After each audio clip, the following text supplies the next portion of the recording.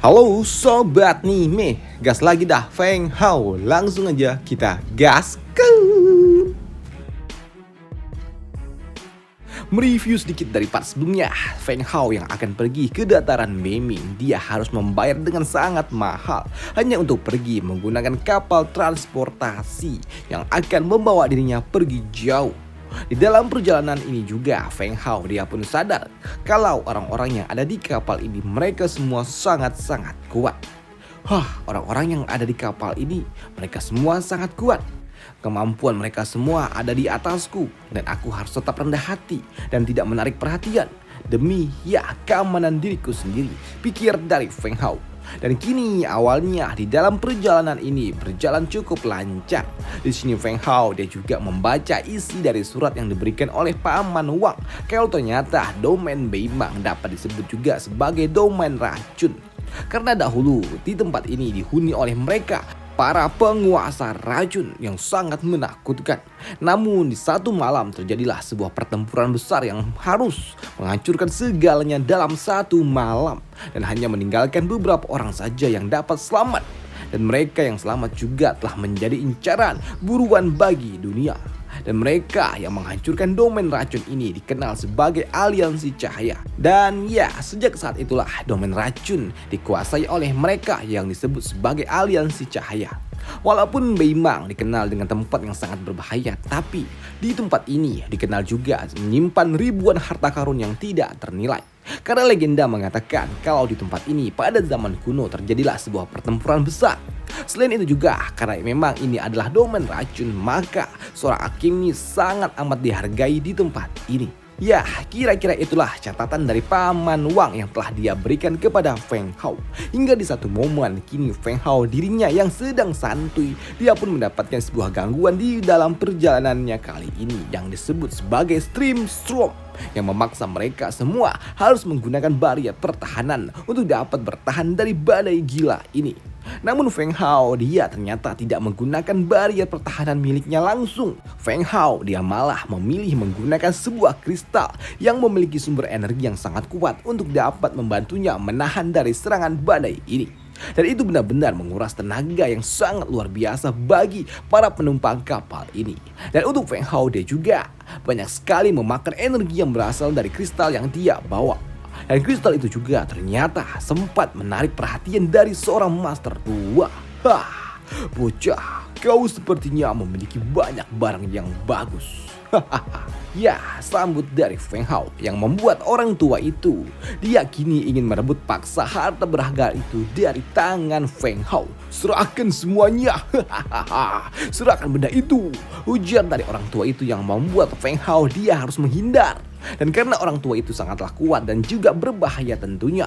Namun sayangnya di sini Feng Hao dia juga tidak sadar kalau ternyata dirinya sedang ada di atas kapal dengan kapal yang atapnya terbuka. Dan itu juga membuat Feng Hao dia malah terlempar dari atas kapal besar yang telah membawanya. Dan apesnya juga kapal itu melewati sebuah distorsi ruang yang membuat Feng Hao dia malah tertinggal di dalam ruang hampa ini. Ditambah saat ini Stream Storm juga kembali muncul yang membuat Feng Hao doi cuma dapat pasrah lagi. Hingga dirinya terkena langsung dampak dari badai itu yang membuat kini dia harus kehilangan kesadarannya, yang membuat Baby Dragon dia jadi panik. Namun dengan kemampuan unik yang dimiliki oleh Baby Dragon, dia dapat membuka ruang dan itu juga membuatnya dapat membawa Feng Hao keluar dari dalam ruang hampa ini. Hingga satu hari kemudian, kini ada sebuah rombongan karavan yang melintasi padang pasir. Dan Feng Hao ternyata dia ada di dalam rombongan karavan ini. Dan ketika Feng Hao dia sadar dari pingsannya, Feng Hao dia pun langsung memulihkan diri dengan semua yang dia miliki. Namun karena luka Feng Hao cukup dalam, maka dari itulah dia harus membutuhkan waktu dan juga banyak sekali harta untuk dapat memulihkan diri. Hingga beberapa saat kemudian ternyata ada seseorang yang membuka jendela kereta kuda itu dan berujar, "Hei adik kecil, kau telah bangun kah?" Iya, dan kau, ucap dari Feng Hao yang bingung siapa orang ini. Ya, aku adalah Hijian dan aku adalah kapten dari tim mercenary ini. Kami menemukan dirimu terbaring di gurun pasir dan kami memutuskan untuk membawamu, nak. Kau benar-benar beruntung. Jika tidak, kau pasti telah menjadi santapan dari para serigala gurun ini. Ujar dari Pak Tua itu. Mendengar hal itu jelas membuat Feng Hao dia harus berterima kasih dengan benar. Baiklah, terima kasih Senior He telah menyelamatkan diriku dan perkenalkan, namaku adalah Feng Hao. Selain itu ya, izinkan saya bertanya, kita ini ada di mana ya? Kita saat ini ada di domain Secret Medicine. Dan tak lama setelahnya, rombongan karavan ini memutuskan untuk berhenti sejenak. Dan di tempat inilah Feng Hao dia dapat melihat ada seorang gadis yang turun dari salah satu kereta kuda. Dan Feng Hao yang melihatnya dia cukup terpukau. Mulus cuy. Melihat mata liar dari Feng Hao membuat pelayan dari gadis ini dia kesal. Hei, kemana kau lihat? Mau ku colok matamu, Namun untuk Feng Hao dia jelas dia meminta maaf dong, sekaligus dia memperkenalkan diri. Maaf dan ya perkenalkan, saya ucapkan terima kasih dulu nih karena telah menyelamatkan saya tempo hari, sambut dari Feng Hao. Namun ketika pelayannya masih aja merepet, di sini nona muda ini dia pun menghentikannya. Xiaolan, sudahlah, hentikan bicaramu itu, ujar dari gadis putih ini yang bernama Yuning. Dan setelah istirahat cukup, mereka pun kini kembali melanjutkan perjalanannya. Namun baru saja berjalan beberapa kilo, mereka telah ditunggu oleh seorang pria berjubah leopard yang sedang menunggu mereka di atas sebuah tebing. Dan rumornya orang itu dia telah ada di ranah Wuzun. Dan karena tidak ingin memprovokasi orang itu, maka dari itulah di sini Kapten Mercenary ini dia telah menyiapkan hadiah untuk pria berjubah itu. Namun di sini si Kroci itu ternyata dia tidak peduli dengan hadiah yang telah disiapkan karena dia lebih tertarik dengan seorang wanita. Aku dapat mencium aroma tubuh dari seorang wanita di dalam rombongan ini. Namun ketika Kapten Mercenary mengatakan kalau mereka sedang membawa seorang pasien, pria jubah ini dia tidak peduli, menghancurkan salah satu kereta kuda yang ada saat ini. Tempat yang dihuni oleh dua orang gadis ini. Wah, sungguh gadis yang sangat cantik. Sudah lama sekali aku tidak melihat wanita secantik ini. Namun karena tahu si Kroci ini datang untuk merusuh, di sini Feng Hao dan sebagai balas budi dia pun datang untuk dapat menghentikan ini semua. Walaupun sempat membuat Pak Kapten ini dia pun takut. Senior Feng, ini berbahaya, kembalilah. Dan hal itu juga dibenarkan oleh Nona Yun. Tapi untuk Feng Hao doi mah bodoh amat karena dia tahu ini hanyalah sebuah masalah sepele. Maka dari itulah kini Feng Hao dia pun langsung melepaskan tangan kiri miliknya dan langsung melesat ke arah si Kroci itu dari depan, yang membuat si Kroci itu dia harus melepaskan teknik tangan pasir miliknya. Namun teknik pasir itu ternyata tidak ada artinya di hadapan Feng Hao. Bahkan pukulan dari Feng Hao dapat meretakkan tangan dari si Kroci itu. Siapa kau sebenarnya? Aku, kau tidak perlu tahu siapa aku, ucap dari Feng Hao. Dan tahu kalau dirinya tidak dapat mengalahkan Feng Hao, membuat si Kroci ini dia pun melarikan diri dari tempat ini. Dan untuk memberikan sebuah peringatan, Feng Hao dia pun menghancurkan salah satu bukit. Dan tujuan Feng Hao menghancurkan salah satu bukit adalah sebuah peringatan keras untuk tidak lagi muncul di hadapannya jika tidak mau koit. Dan melihat kemampuan gila yang dimiliki oleh Feng Hao, jelas ekspresi dari mereka adalah, Senior Feng, kau ini manusia apa monster? Ujar dari Pak Tua Kumis ini. Sedangkan untuk para gadis, mereka pun sama. Mereka pun juga akhirnya berterima kasih tentunya kepada Feng Hao. Walaupun sebelumnya gadis pelayan ini dia sempat berselisih dikit dengan Feng Hao. Dan kini 3 hari kemudian Feng Hao kini doi pun duduk menjadi Pak Kusir bersama dengan Kapten Mercenary ini. Senior Feng, bagaimana menurutmu Nona Yuning itu? Dia gadis yang cantik dan baik hati juga. Lumayanlah, ucap dari Feng Hao. Hal itu pun dibenarkan. Benar Senior Feng, hanya saja kasihan sekali nasib Nona Yun. Dia sangat cantik tapi dia harus menikah dengan seorang pecundang. Nikah paksa. Apa? Sambut dari Feng Hao. Di sini Pak Tua Kumis dia juga menceritakan kalau Nona Yun dirinya sempat kabur dari rumah saat dirinya akan dijodohkan dengan keluarga besarnya dengan seorang anak dari seorang wakil ketua Guild Alchemist. Mereka mengandalkan nama besar dari Guild Alchemist untuk dapat memaksa keluarga dari Nona Yun untuk menikahinya. Mendengar hal itu di sini Feng Hao dia pun sedikit merasa iba dengan nasib dari gadis cantik itu. Kasihan sekali gadis itu. Dia cantik tapi dia harus menderita seperti ini. Pikir dari Feng Hao. Namun karena ini ada hubungannya dengan Guild Alchemist, ya menurutku ini akan menjadi lebih mudah. Pikir dari Feng Hao yang sepertinya dia ingin membantu. Maka dari itulah ketika mereka telah tiba di kota yang dituju, Feng Hao dia pun langsung bergegas pergi menuju Guild Alchemist. Sedangkan di tempat lainnya, di kediaman keluarga Yun, saat ini rombongan keluarga Zhou mereka pun datang untuk meminang Nona Yun. Namun kedatangan mereka ke kediaman keluarga Yun ternyata tidak diterima oleh patriark keluarga Yun, yaitu Yun Shang yang tidak mau putrinya dikawin paksa.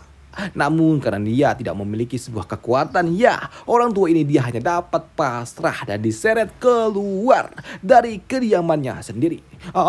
Maafkan aku nak, ayah tidak bisa membantumu, ujar dari orang tua ini.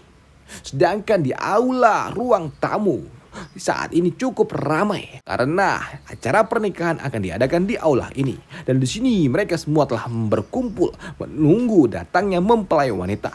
Dan ketika kedatangan Nona Yun, ternyata sungguh sangat luar biasa cantik. Nona Yun datang dengan penampilan berwarna merah, pakaian, Dan karena kecantikan inilah Nona Yun dia sungguh sangat dipuja oleh para tamu undangan. Begitu juga dengan calon mempelai prianya. Cantik. Akhirnya kamu keluar juga. Datanglah dan menikah dengan diriku segera. Namun sebelum si Kroci itu berbicara panjang lebar, ternyata ada seseorang yang berasal dari luar datang dan juga berujar, berani kau sentuh Nona Yun? Kau akan pergi ke neraka. Mendengar hal itu jelas membuat si Kroci ini dia kesal. Siapa kau? Berani sekali kau berkata seperti itu. Ya, siapa kau? Berani-beraninya membuat masalah di tempat ini, ujar pria tua lainnya. Namun di sini Feng Hao dia pun menghina para Kroci itu dengan berujar, diam. Kalian bahkan tidak layak untuk tahu siapa diriku. Di mana Feng Hao dia pun datang bersama dengan seorang master tua yang merupakan pimpinan Guild Alchemist yang ada di kota Huangming ini yang bernama Shen Zhen. Di mana dia menjawab pertanyaan dari orang tua itu tentang siapa sosok yang ada bersama dengan dirinya. Dan dia adalah Master Hao dan dia adalah tamu kehormatan dari Guild Alchemistku. Mendengar hal itu jelas membuat para Kroci ini langsung kena mental. Bagaimana bisa pimpinan Guild Alchemist yang ada di kota ini sampai datang ke tempat ini? Di mana Presdir dia juga meminta maaf kepada Nona Yun atas perilaku anggotanya yang sangat meresahkan ini. Nona Yun, maafkan saya. Ini adalah kesalahan orang tua ini yang tidak dapat mengatur anggotanya dengan benar. Dan melihat Presdir Guild Alchemist sampai meminta maaf jelas, hal itu membuat mereka para tamu undangan tidak percaya bagaimana bisa orang yang sangat terhormat di kota ini dapat menundukkan kepalanya seperti ini.